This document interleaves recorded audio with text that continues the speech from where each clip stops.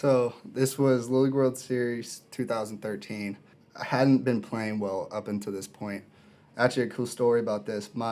This was my father's last time actually watching me play, especially on a big stage. And he had just got there the game before, and I went and hit with him the night before. Kind of went over some things, and so I'd worked a 3-1 count up until this point. Was looking for a heater, got a heater, and I think that was like the last opposite field home run I've ever hit. And this is right before I started switch hitting as well. This is a blast from the past right here. This was probably one of the best experiences of my life, best moments of my life for sure.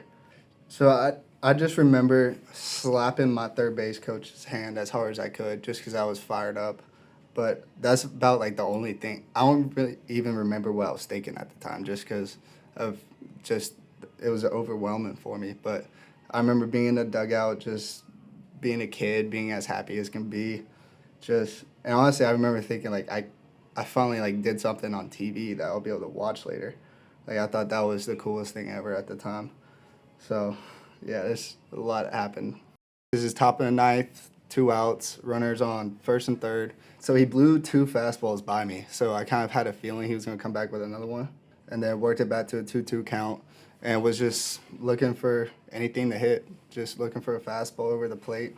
And luckily I got it. So I remember I was running around third and I saw Blake Burke like running down with me, jumping. So I just turned to my teammates, started jumping, started yelling. Couldn't even tell you what I said, but just remember it was a really emotional moment, just realizing the kind of situation we were in. Vols have runners at the corners. Big bat in Zane Denton. So we were up 1-0 on Southern Miss in the bottom of the fifth. They were throwing me a lot of off speeds early in the count, trying to get me to chase. So I kind of had that in the back of my head.